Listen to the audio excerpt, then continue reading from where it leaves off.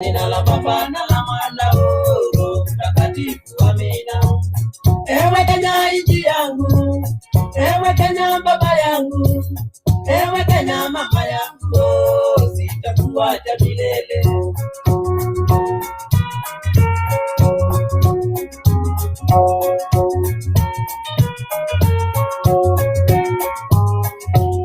Akili zangu, nguvu zangu, nimeziweka mbele yako.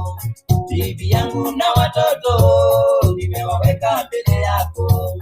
Taabu zangu, shida zangu, ziangalie Kenya yangu. Taabu zangu, shida zangu, ziangalie Kenya yangu. Ewe Kenya nchi yangu, ewe Kenya baba yangu, ewe Kenya mama yangu, sitakuacha milele.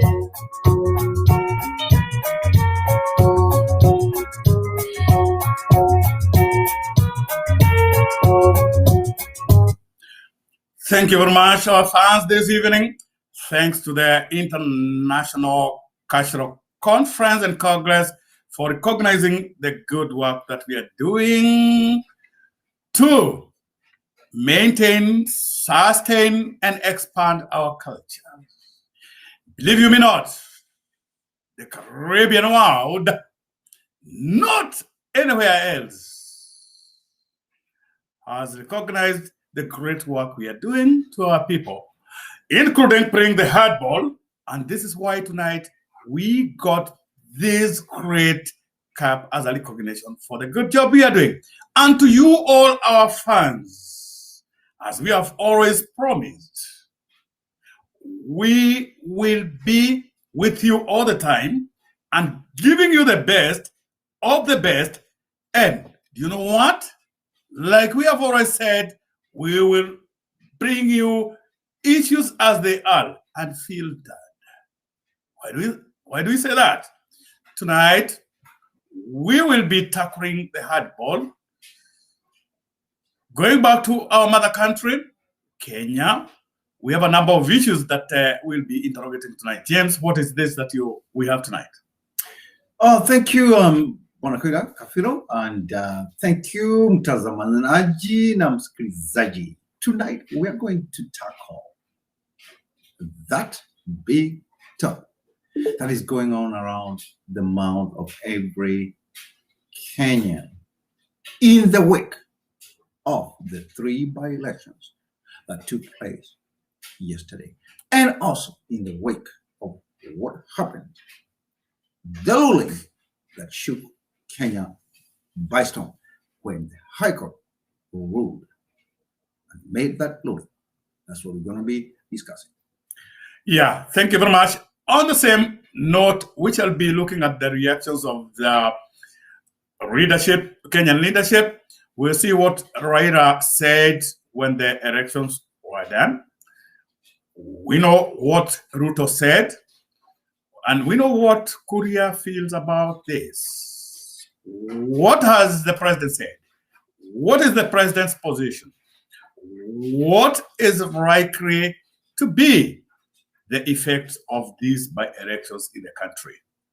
Are we seeing things changing? Is the Hasra nation changing the nation? Wait and hear from us. Be with us.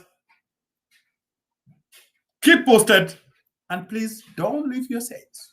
And as you do that, share, invite friends. Let them know that you got the gurus doing what we know how to do best. The hardball. The hardball all the way from America. We are bringing the handball tonight. This is Kweda Kabila Live with Faces of Africa in America, bringing the handball and bringing things as they are. Because why? How else do you want us to do things? Matajiri masikini yo, sisi sote binadamu. Matajiri masikini yo, sisi sote binadamu. Tusahau majivuno na tuache kubayuka. Tusahau majivuno na tuache kubayuka. Utajiri majivuno siyo tikiti ya mbinguni. Utajiri majivuno siyo tikiti ya mbinguni. bahati yako ni ya leo, ile ya kesho ndiyo yangu. Bahati yako ni ya leo, ile ya kesho ndiyo yangu. Ewe Kenya nchi yangu, ewe Kenya baba yangu, ewe Kenya mama yangu, sitakuacha milele. To our beloved country, I know, James, I know how you feel, I know how your heart is, and you, like me, and all the patriots, we believe in Kenya. We believe in our motherland. We believe in our country. Exactly. However, in the wake of this great ruling, we have had this shenanigan in the name of BBI that has been running around the country. Our people being convinced that they can only get out of the mangled wound of poverty through the BBI. Along the line, what happens? We hand the political leadership, starting with the MCAs, the Congress, which is Parliament in Kenya, and the Senate, voted all the way for the BBI to go for referendum. And then what happens? What did the court say? Well, thank you, Monacoida. And before we talk about that, I would like to thank our viewers because you have really encouraged us until we have gotten this big boy, the trophy, for the local fastest growing radio station on talking about things about community. So without you, we could not have gotten here to this trophy. Thank you, Bonapeda, for your question. And this is what I call a landmark judicial ruling in the Republic of Kenya. I can safely say that this is the second one in sequence from what happened in 2017, where the presidential election was nullified. And now that one definitely looks like it set a precedent, a legal precedence. And now we have a bench of 5 high court judges unanimously ruling against a petition to stop, to make sure that the BBI is going to be to a referendum, as has been voted by both houses, Parliament and the Senate. Actually, one thing that is very important for our viewers and those who are listening to us, the BBI is a political baby of Honorable Raila Amolo Odinga and the President of Kenya, Yes. Uhuru Muigai Kenyatta. Yes. However, this has not been very popular with the hustlers, or The Hustler Nation. the hustler nation, the common mwananchi, Yes, the Wanjiko. the Wanjiko, but they have always taken it for granted. They have always Yes. believed, okay, we have the resources, we can do what we have always been very good at. And one question that is coming into my mind, and this is in the minds of most Kenyans. Yes. If you remember, after the 2017 elections, Yes. this then Chief Justice Maraga Maraga. ruled that Uhuru was not the winner of the elections because of what had happened. Exactly. There were irregularities. There were irregularities. There was a legal tussle protracted in courts. There was so much that was happening. Yes. And if you remember, so much happened. Uhuru did not take that very kindly. Yes. The Jubilee administration didn't take that very kindly. They didn't have some very nice ones for Maraga. They said they were going to reverse the issue. And that is now, when this ruling was made, my question was, okay, Uhuru and his court said the judiciary is entrenched by the Raila henchmen. Henchmen, exactly. To hijack a lawful political process. Now, Uhuru and Ruto are in the Jubilee administration. Yes. What is happening around now? What are they saying? what do they believe is happening? Is this now, is the bench leaned towards Ruto, or what is happening? The bench, the fact that it was unanimous, five judges unanimously saying this is the way we're going to carry, and we are going. This was not legitimately performed. There was no due process as espoused in the Kenyan Constitution. So for them to unanimously say, "Hey, this was illegal," there were illegalities and irregularities. That was a big bane for the Hustler Nation. And wow, I don't know what this means to Uhuru, but again, whenever the Constitution is mentioned, it's like Uhuru is private to the rule of the law, and he believes, like many of the high political class in Kenya, that they can always have things their way. Their way. Do you think this is going to have some political implications on Uhuru Muigai Kenyatta? Yeah, definitely, and it's going to have far-reaching effect, and this is going to happen because now definitely Uhuru, it is very, very evident he's not even hiding it, especially when he said, "Hey, we are," especially in the 2017 Maraga ruling in the Supreme Court, when he said it shall be revisited when the elections were nullified.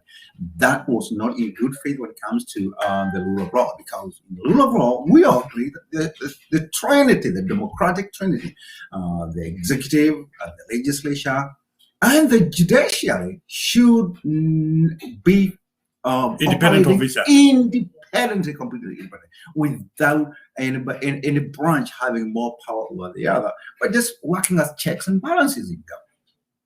So this, to me, is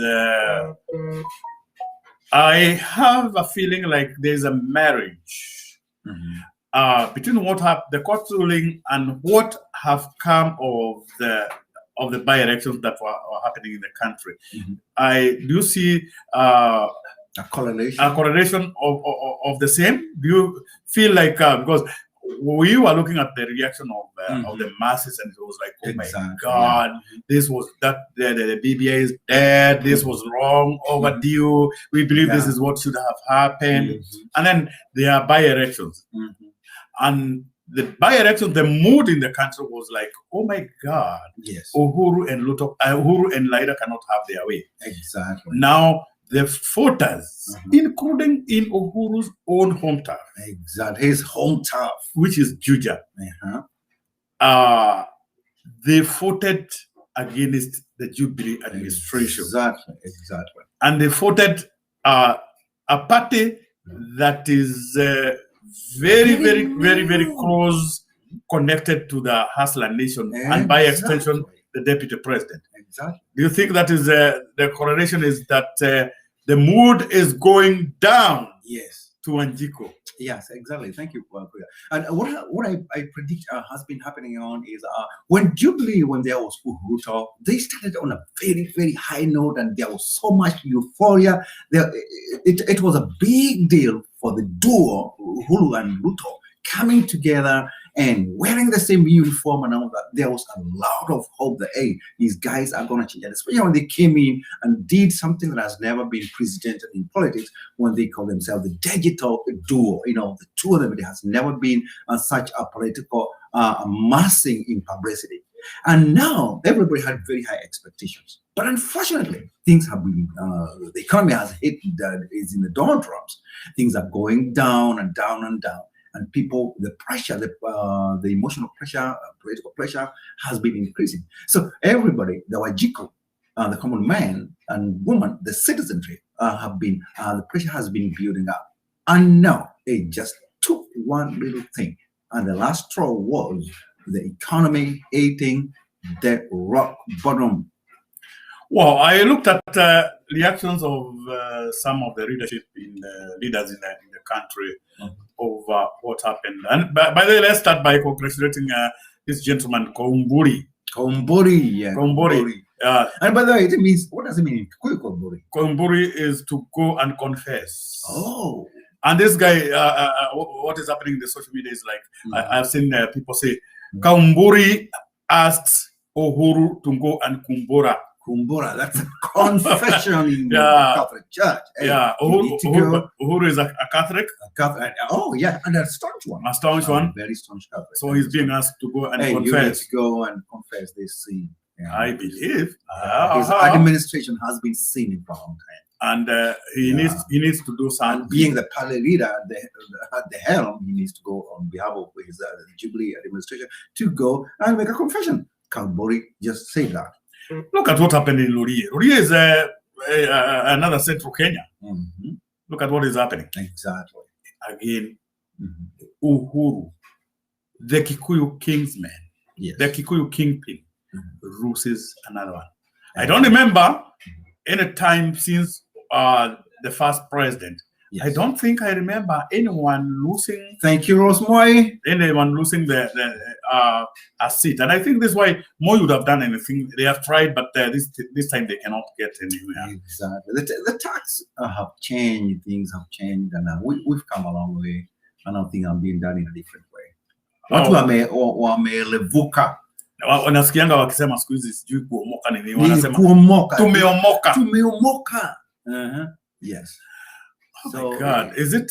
Could it be fought as a rebellion? Could it be mass revolution? Or what is going to? It's a rebellion flavored with a lot of high fiber energy. Yeah. Revolution. It's a mental and social revolution, highly charged, that is pushing this nation. The winds of change are blowing all across the nation, from the Indian Ocean to Lake Victoria. And I think we should take this opportunity to congratulate the winners of of those by-elections, because it is no mean feat for one to win an election, and especially winning against the incumbency. And by extension, the incumbency is the government. The current government is the incumbent government, Jubilee. And I have one man that I feel should be congratulated. There's this old man, Dr. Athuri Madenge. Yes. He has a very young party, the New Democrats, TND. And I understand it's causing political ripples. Exactly. All over the country. Dr. Madenge, congratulations for what you are doing. Exactly. However, I have a bone or two to pick with my friend Moses Kuria. Moses Kuria. Manku is should be congratulated. Yes, his party got the Juja seat. However, his reaction is not very friendly. It was not in good taste. Yeah, it was not in good taste. How so? And he doesn't seem to be respecting the man who made him the MP of Gatundu South. For information, if you didn't know, Moses Kuria is the president's MP. No, I know. And actually, it is Uhuru Muigai Kenyatta who literally he's a pro. Yeah, he's a pro. He's a political pro. Yes. Amewekwa hapo na rais ama alisukumwa hapo. Yeah. Okay. Sasa amemgeuka rais. Hata vile anafanya is not anything that would be expected to be happening in public. His utterances, his outbursts are not really reflecting the kind of leadership that we should required or expected of him. Yeah, of a man who has political decency. Anyway, again, I have a lot of respect for Dr. Ruto. And the way Ruto reacted, if people were to react the same, he congratulated the winners of those seats. Exactly. The man who won Juja, the man who won Rurie, and the person, the UDA candidate in Bonchari, came a very strong second. And he didn't go beyond that. I have listened to other readers, and they have come out congratulating the winners. However, my friend Laira Moroniga, as usual, is crying, "Who? Oh, the police service. The police service was used. Who used the police service? Nobody misused the police service. If anything, it should be you and Uhuru doing the job. Yes. Yeah. Let the police do their job. Don't you try to influence things. Exactly. the new political order, the new feeling of Wanjiku is that things can be done without undue duress from you people. So, James, I feel like we are doing pretty good.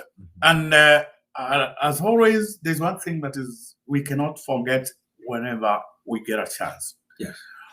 I understand the governor of Seattle, Washington, has said, oh, wow, you can now move out without masks. Exactly. Because the projection was like, if we get about 50% of the people of immunization vaccinated, then we'd be good to go. Yeah, we've created enough herd immunity.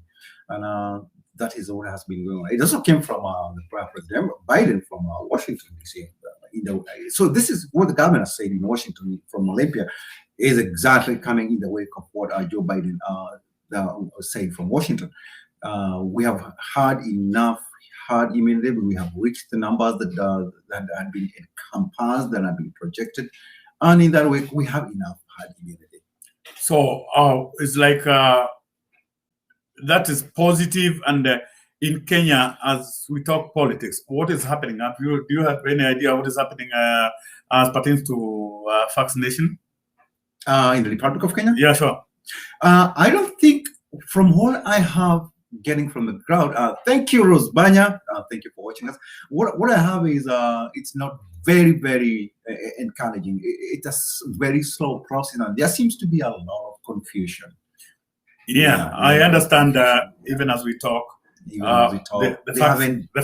vaccines are not available. They are not available. They are still in the original phases where they are giving it to the first responders. But the community has been having problems in accessing this vital phase. What is it likely to affect people who are traveling from America to Kenya? Yes, definitely it will, because going back and forth, we are coming from one country to another, and those two countries are not at par in vaccination. So somebody traveling from Kenya coming over here is coming from a low incidence country to a high incidence country when it comes to vaccination quotas. So that means it's this kind of it's not foolproof. So wow. So I think the leadership, the Kenyan leadership, should they need to step up and stop playing politics. Politicizing. Let's do things better. Exactly. And especially when it comes to the vaccination, because that is one of the basics that we must be looking into and very, very, very close to our heart. Exactly. The other thing is I have been trying to follow the school timetable in Kenya. And I understand children will be, between now and next year, December, our kids will be like doing two-year classes in 1 year. It is 2 in 1, technically. Technically. What is likely to happen to our children psychologically, mentally, and physically? Well, it is emotionally, they'll be under duress, and not just the students. We're talking about the whole academia profile. We're talking about the teachers and the administrators. The parents too. The parents, and of course the parents. Yeah. So it's the whole triage is affected, and it's unfortunate because it is inevitable. It's unavoidable.